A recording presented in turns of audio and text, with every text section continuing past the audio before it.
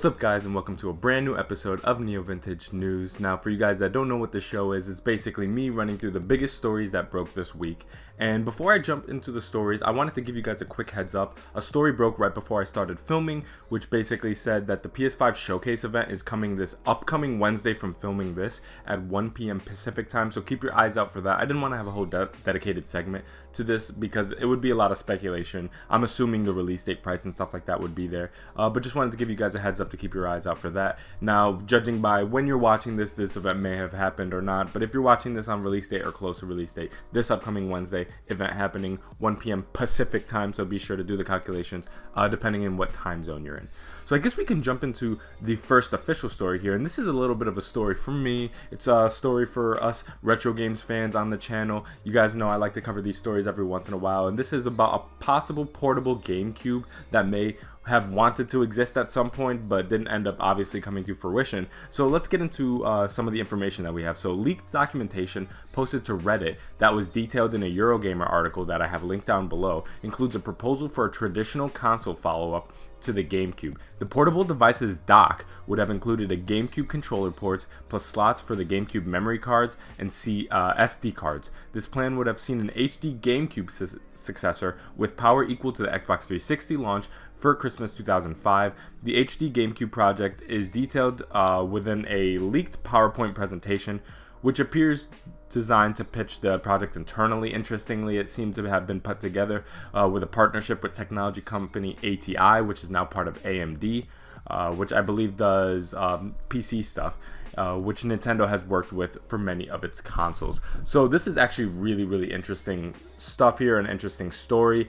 So this is kind of like this is one of those kind of like alternate reality consoles or alternate reality projects that would have been really cool to obviously see. So this would have been around Christmas 2005, and if you kind of do the math and stuff like this, obviously a little bit of this tech made it into the Wii console, which interestingly enough was not an HD console. I don't think it put out above 480p and used composite cables, not HDMI. So that was always a really interesting thing about the Wii, and that was able to play GameCube games that I believe were a little bit scaled up, if I'm not mistaken.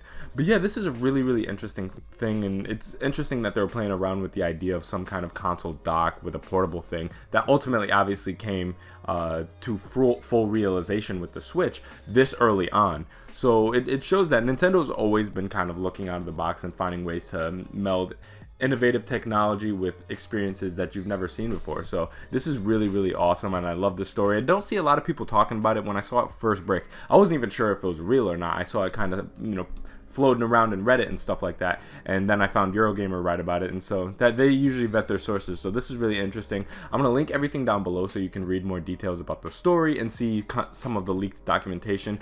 It's a lot of like trademark copyright-ish kind of looking images, so I have it right here if you want to check it out, but there's not much that I could garner from there because that's more text specifications and stuff like that. Second story is a bit of controversy that's been brewing around, and it's about the Cyberpunk 2077 multiplayer microtransaction issue. So after the release of Cyberpunk 2077 this November, a separate multiplayer project or a separate multiplayer mode will be launching, and it seems to have a microtransaction system. Now, before I get deeper into the story, I believe they said that this is not something that's going to come like really close to Cyberpunk 2077's single player launch. This is something that they're looking at 2022 for the soonest. So this is important to mind at this point. So CD Projekt Red president and joint CEO Adam Kaczynski said in an earnings report that the developer is looking for ways to get people to spend money and be happy about it in multiplayer, which caused quite the uproar. CD Projekt Red have reiterated that microtransactions will only be featured in the multiplayer mode. Single player will continue to have none. So obviously, because of a lot of microtransaction abuse by certain publishers in the past, people are very skittish when that word is thrown around. And I feel like in many ways, CD Projekt Red has tried time and time again to kind of assuage people's fears and let them know like this is not something that's going to be crazy invasive. It's not going to be spilling into the main game. This is something locked to the multiplayer game. And obviously, the way I'm interpreting this is they're not stupid enough to obviously make this like pay to win or something like that. This is probably just going to be some aesthetic thing that you can do to mod your character in the multiplayer mode.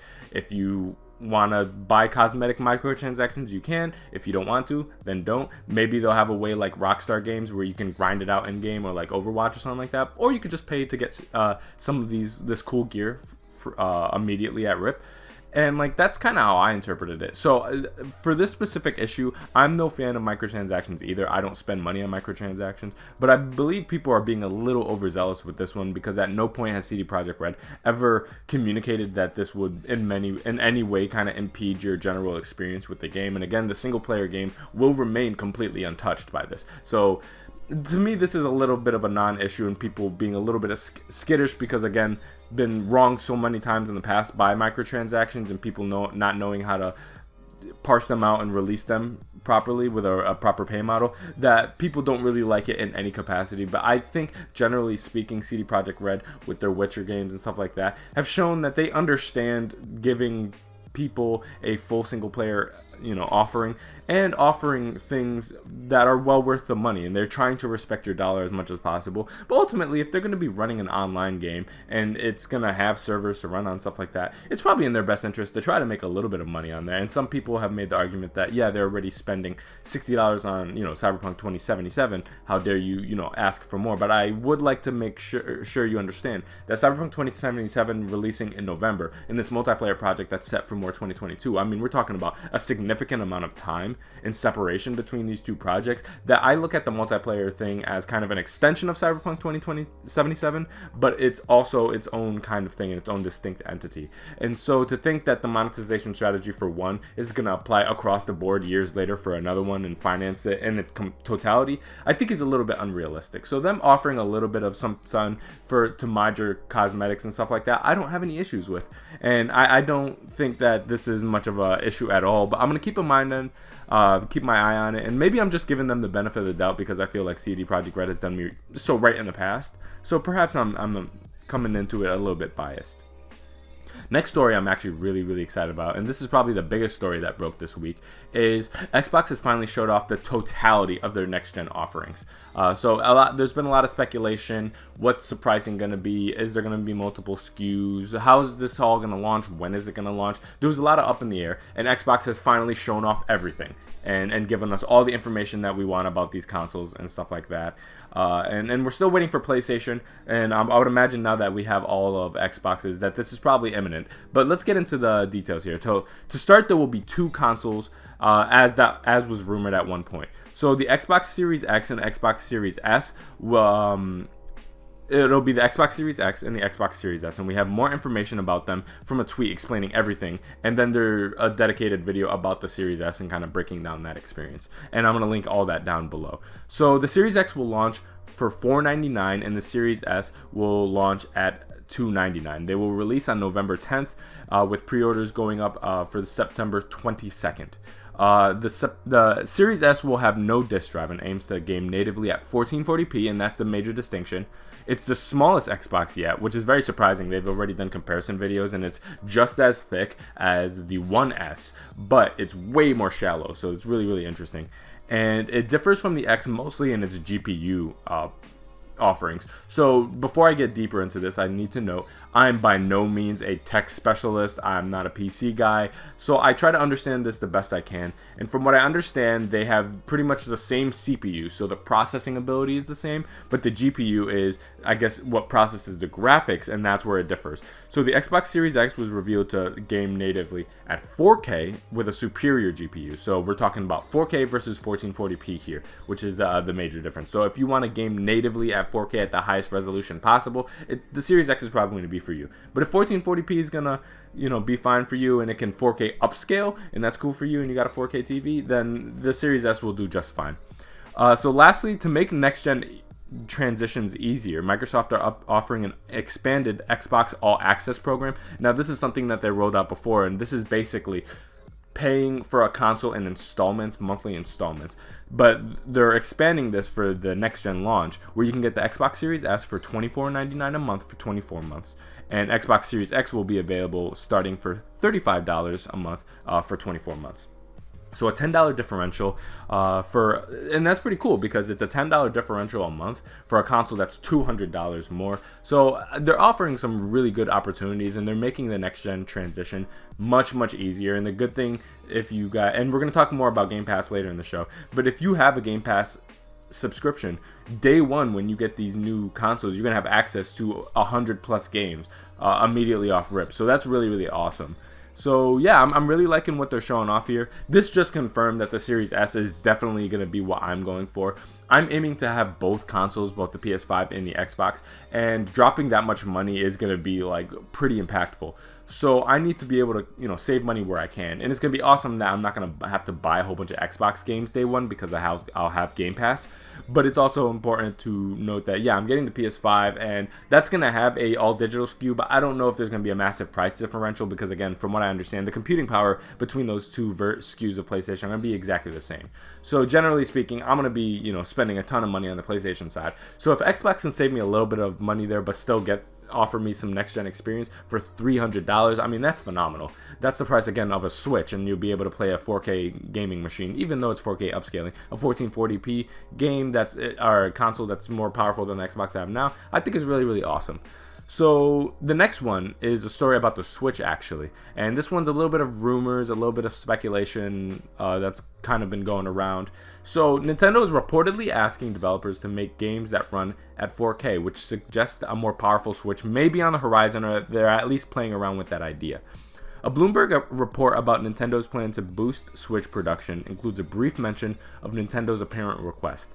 Third-party developers have reportedly been asked to make their games 4K ready, which implies that the company is perhaps toying with the idea of a higher resolution Switch at some point. Nintendo has apparently also increased production of the console once again to meet demand, with 30 million units set as the new goal for this fiscal year, which is insane, according to the report sources. Now, I looked this up right before I filmed, and the Switch has apparently sold over 62 million units as of July 2020, which is, I mean, absolutely amazing for a console that launched in 2017.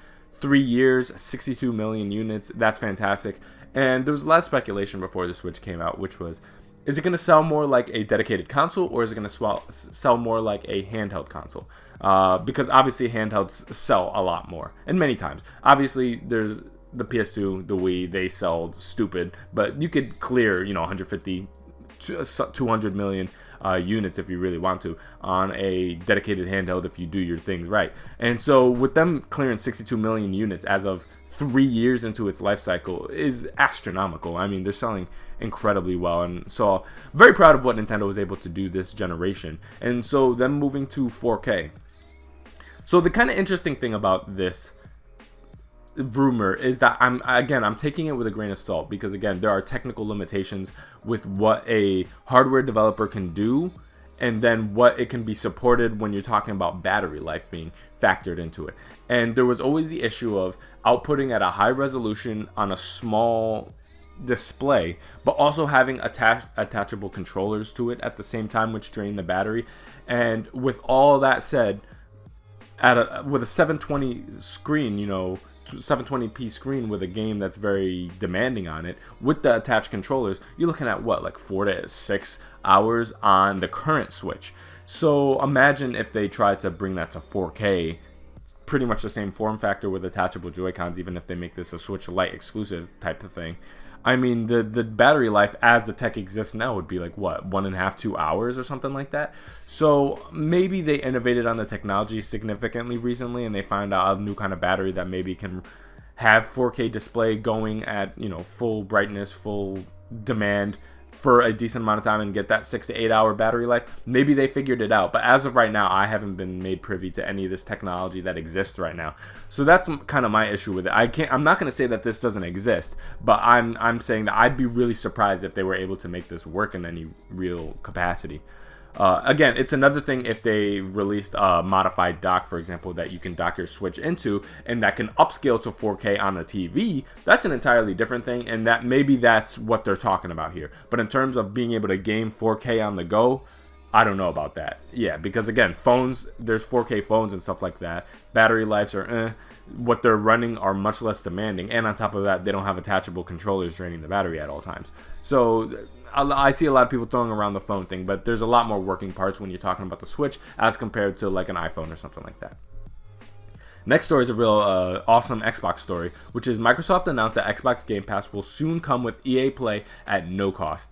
In a blog post, Microsoft confirmed that Game Pass Ultimate and PC subscribers will get access to more than 60 of EA's biggest and best console and PC games, including Need for Speed Heat and FIFA 20. They'll also be able to play select new releases like the upcoming FIFA 21 and recently released Madden NFL 21 for about 10 hours before deciding whether you want to buy the game or not. So it's kind of like a trial demo run for some of their newest games. For Game Pass Ultimate, you'll also be able to stream some of the best EA Play games, kind of like with xCloud integration there. And we've asked Microsoft and EA to clarify which ones on Android devices, and we as Engadget, the people who made this article that I have linked down below. So this is absolute phenomenal news. Game Pass has already been some of the best deals in gaming that exist right now for a pretty cheap $10, $10 to $15, depending on what SKU you have, subscription a month. You have access to kind of a revolving but a pretty consistent swath of different games, full third-party games, some first-party games, and it's a really awesome deal to have on the Xbox ecosystem. And now them kind of meeting up with EA Play is just fantastic because EA has some great titles too as well. Again, not the biggest fan of EA, the way they monetize their games and microtransactions and stuff like that, and I think they can be not very player friendly at some point.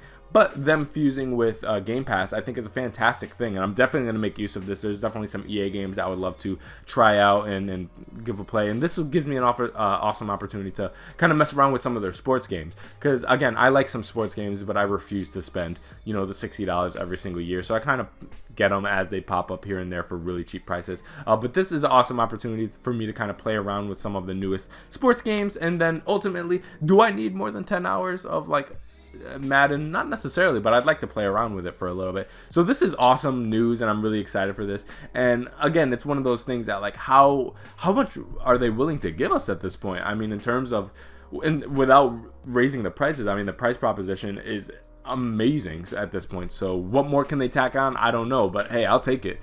Shout out to Microsoft. The next one is a Ubisoft Forward news. So another Ubisoft Forward conference happened for September 2020 at this point, and here's what was announced. So let's start with Far Cry VR. So this is a return of Voss from the third game actually, and it won't be able to play at home. This is something that's playable at zero latency locations. So it's a very interesting experience that they're offering for here. I'm a massive Far Cry fan. However, I deal with a lot of motion sickness issues and stuff like that. Even just like, for example, me playing Last of Us, the way the camera moved at times made me really sick. So I can't really play VR stuff. So even as a massive Far Cry game fan, this is probably not something for me, but I would imagine some people can get some fun out of this, and I enjoy them kind of playing around with their IP in different avenues. The next one is a new The Division 2 mode called The Summit. Immortals Phoenix Rising was revealed. Now, for you guys who have been paying attention to Ubisoft and game announcements for some time, this is actually Gods and Monsters that was revealed right after, I believe, they were working on the last Assassin's Creed, Odyssey.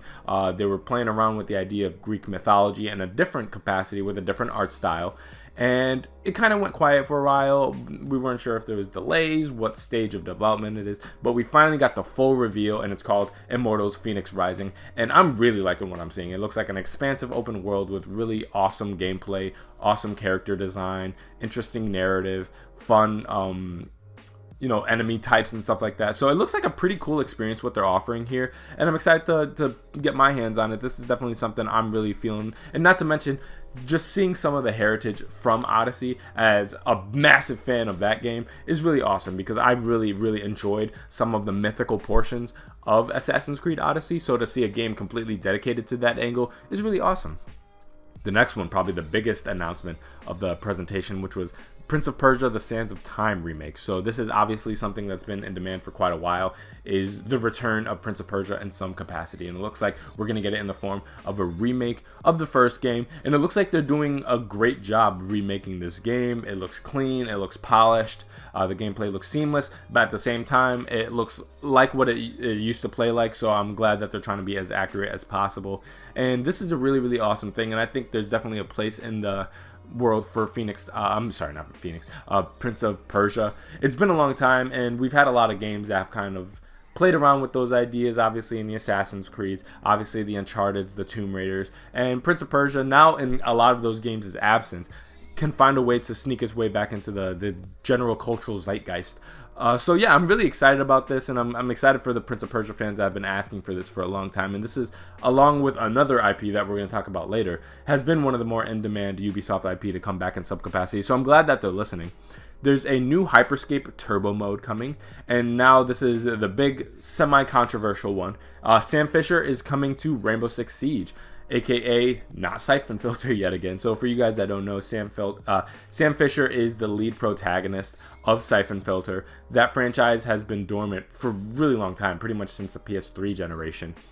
And Sam Fisher, people wanted a new Siphon Filter game. Not to mention, there's not a lot of stealth games out of here. Metal Gear Solid has also been inactive for some time, so people feel like it's a perfect time to bring back Siphon Filter. But Ubisoft hasn't released, or at least announced, a new Siphon Filter game as of right now. And Sam Fisher did appear in, I believe, what was it, Breakpoint, if I'm not mistaken, with its own kind of little DLC expansion. People are like, oh, that's cool and all, but we want a dedicated Siphon Filter game. And so Sam Fisher makes another appearance, but this time it's going to Rainbow Six Siege. So it seems like they're kind of doing everything but giving him his own dedicated game. So I feel for my fans of Siphon Filter. I'm not a massive Siphon Filter fan, and that's not of me not liking the game. It's just not a lot of exposure to the franchise. I kind of messed around with the original one on PlayStation 1, but after that point, I didn't really play around with it. It's something I would like to go back to and kind of play around with and see what they were doing here. But yeah, it's a shame that they weren't able to, announce a full-scale Siphon Filter game. But it is cool that they're still acknowledging that that IP exists in some capacity. The next one is one that I'm the most excited for, and for you guys who have followed this channel for a bit, know that we love this game on this channel, which is the return of Scott Pilgrim vs. the World, the game. Now, for you guys that don't know, back during the Xbox 360 generation, there was a digital-only beat-em-up game based on the Scott Pilgrim vs. the World comic. And it's a really awesome game, amazing pixel art. And because of some digital licensing issues, it's been unavailable for quite a while now.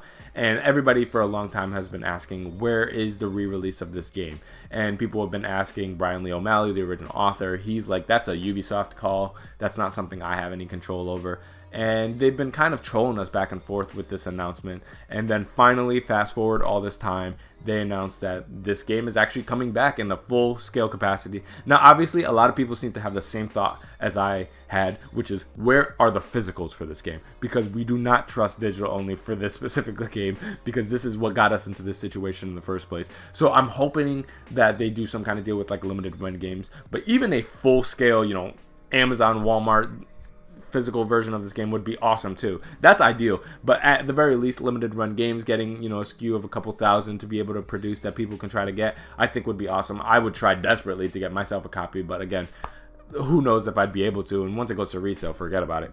But yeah, this is a fantastic thing. I'm a pretty big fan of some of the newer beat 'em up games, and I think this was a fantastic one in that genre as well. So yeah, I'm excited to see this come back, and I'm definitely get it. I'm probably gonna get it on Switch because that's where I like to play a lot of my beat 'em up games, like River City Girls and stuff like that. But then there's games like Streets of Rage 4 that I actually, and Battletoads that I played on Xbox. So I'm probably gonna play in one of those two, but I'm probably gonna go for Switch. The next one is UK rapper Stormzy will appear in Watch Dogs Legion along with the original protagonist Aiden Pierce, and Aiden Pierce is getting his own DLC story content. So two things to unpack here. So Stormzy, big fan of that guy's music. He has a lot of great records that I really enjoyed. I'm not like a massive grime fan just because I don't know a lot of the different artists. I know a lot of the more mainstream ones like Skepta and stuff like that. But yeah, Stormzy, fantastic artist. Love a lot of his records, and so him working with Watch Dogs Legion I think is a perfect fit, a perfect match. And so I'm excited to see what kind of, if he lends his services to a little bit of the soundtrack and stuff like that. Aiden Pierce coming back, obviously he's the protagonist of the first game, and he's coming back in some capacity with his own DLC story content. It's a shame that that's not going to be in the base game. I would have loved to be able to play that, because again, I'm probably not going to buy the season pass for this, but I'm not mad at it. I understand that you gotta make money where you want, and they're going to release DLC, and if it's story content, then maybe the DLC will be well worth it. But I just wish it was in the base game, but that's okay, I understand. The next one is Raiders Republic reveal. That was the last game that was in the reveal, and it seemed kind of like an extreme sports racing type game. I wasn't sure at first because of the sheer amount of people that it was showing on screen. Was this kind of like an extreme sports trials like battle royale game, but it doesn't seem like that's the case. It's more of an extreme sports game. I like what I'm seeing here. This is probably something I'd like to mess around with. I don't know if I'm going to pay $60 at launch for a game like this, but it's something I got my eye on, and I could see having some fun, especially with some friends. If there's like a good multiplayer component to it, I could see having some fun with that. The last story we have is something I tacked on at the end here, and typically I don't do dedicated stories to like a single game reveal, but this is a game reveal from a major franchise from one of the big 3 publishers, which is a new Zelda game has been revealed. So Nintendo unveiled a brand new Zelda game releasing on November 20th of this year. And again, we were saying Nintendo probably has more first-party offerings that are coming unannounced. Well, this is another one here. If you want to consider this first party, I don't know if Koei Tecmo is developing this one, probably actually, and being published by Nintendo. It's Hyrule Warriors Age of Calamity. This is the sequel to the Hyrule Warriors game, and it's set 100 years before Breath of the Wild. And it's important to note this is a Musou game, so this is, imagine kind of Dynasty Warriors and games of that ilk, and the new Persona game that's coming out. Where you're battling massive hordes of enemies with different characters with massive over-the-top power-ups and stuff like that. This is not a traditional Zelda 3D game or a 2D game, you know, top-down type Zelda experience. This is a Musou game. I didn't love the first Hyrule Warriors, but I'm very interested in this one, mostly because of the plot integration. This one seems way more plot heavy than the first one. And the first one seemed to be playing around with ideas of Zelda as a whole, and it had Zelda characters from different Zelda games, and it was kind of just a celebration of the franchise in its totality. But this one very much seems like filling in plot from Breath of the Wild specifically, and I'm all for that. I saw characters like Mipha and stuff like that I'm a big fan of, and I feel like a lot of the lacking of plot in Breath of the Wild, which was one of my major critiques of that game, that I absolutely love that game. Gameplay was phenomenal, world was phenomenal, music, everything was just top tier. However, it was a little story light, and an opportunity to have a Breath of the Wild type game in that world, filling in some of those plot holes, I think is a fantastic thing, and I'm all for that. So I'm definitely jumping into this game, and the fact that it's coming out this year, this November, is a little tricky. That means that I'm going to have to be playing Switch and balancing the PlayStation 5 and the Xbox Series S all at the same time. It's going to be a little tough, but I'm going to make it work. November is going to be a very hectic month.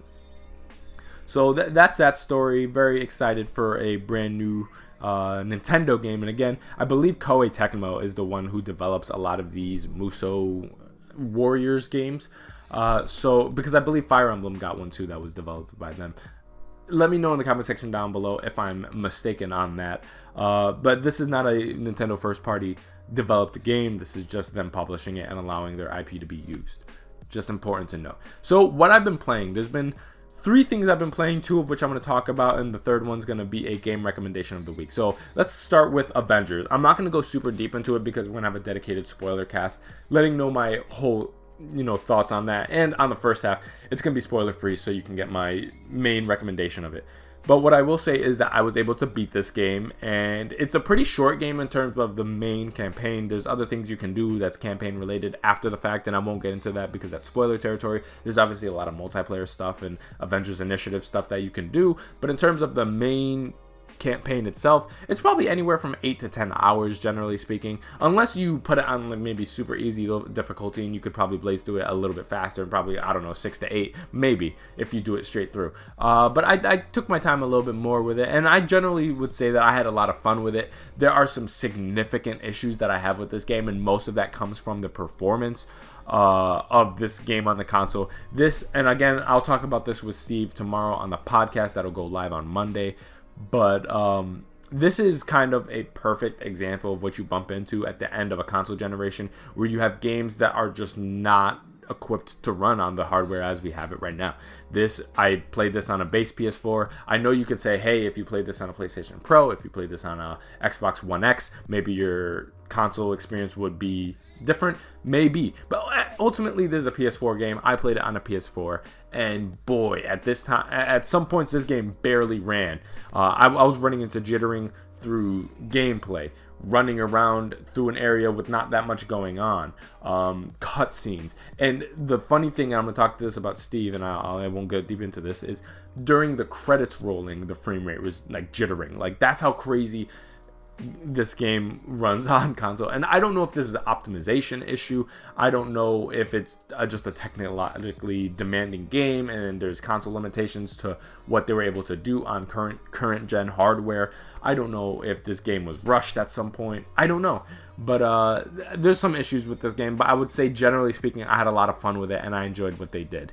The next one, one I talked about last week, which is Tony Hawk Pro Skater 1 and 2, continues to be a phenomenal game. No major critiques on there. I like what they're doing here. This is a perfect game for a perfect time. I'm enjoying the soundtrack, the skaters that they have, the different environments. It's awesome going back to remade versions of those original locations, and the multiplayer aspect of it, where other people designing their own things and you get to play around with points and crazy people's designs and people making maps that are not in this game. I think it's awesome, you know, top to bottom, an awesome experience, and it's great that it's $40, so you get a budget a budget price for a full $60 experience, in my opinion. So the next one is the game recommendation of the week, and this is a game that I bumped into kind of last minute on Twitter or something like that, and I was like, oh, I'd never actually heard of this game, and apparently this has been kind of swirling around for a few years in kind of like the PC ecosystem. It's come to console, and now I got it on Switch, and I'm really enjoying it. So the game is Even the Ocean, and it's described as a narrative action platformer about balancing the light and dark energies that hold the world together. It's developed by Rodalaika Games, and I'm sorry if I'm mispronouncing that. It's out on Steam, Mac OS X, itch.io, Switch, PS4, Xbox One, so it's everywhere you can find it, that it's there. It's been out apparently since, I believe, like November-ish of 2016, and now it's available on all the consoles. So the synopsis is a lowly power plant technician for Whiteforge City, Aleph, and I'm sorry if I'm mispronouncing that, finds her world turned upside down after a routine maintenance trip goes awry. Now working directly with Mayor Biggs to face an unknown menace, Aleph must navigate her newfound power and influence to save the city. Aleph's identities, environmental issues, and the world's fate all hang in the balance of light and dark energies. So I bumped into this game. I picked it up. It was only $15 on Switch. Started playing it because I watched the trailer. I'm like, that looks pretty interesting. And I gotta say, like, this is a phenomenally made game. I love some of the pixel art touches. Love the general atmosphere, and that's what I'll say is there's great atmosphere to this game. The music is perfect for it. It's kind of got like an ominous edge to it, and the cool thing about this game is that you could play it how you want. So there's platforming and there's a lot of story. You could play a story only version with no platforming. You could play a platform only version of the game, and then you could play a version that's meant to be played after you beat the original core experience, and then there's kind of like the core full version of the game that you can play with some platforming and story, and that's the version I'm playing.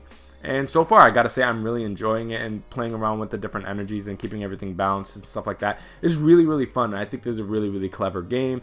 Great price that they're offering for it, and I would highly suggest you go check it out. Again, it's available everywhere. I'm gonna have a trailer here for you guys so you can see visually what is going on here. You know, I like to highlight smaller indie games and games developed by people of color, and I think that this is a phenomenal game that you guys should check out. And again, even if you're not the biggest story person, where you're like, I don't really like playing kind of like visual novels and stuff like that, there is a version that you can play with the platforming that's going to keep you engaged and stuff like that, and I think it's fun. It's challenging enough to keep you engaged, but it's not so challenging that you're like sitting there like it's Super Meat Boy or something like that you're like, there's no way I could beat this. So that's the show for you guys. I hope you guys enjoyed. Just so you know, I'm here every Saturday with brand new stories to talk about every single weekend for you guys, so I hope you guys enjoyed. Until next time, I'll see you guys. Love you guys.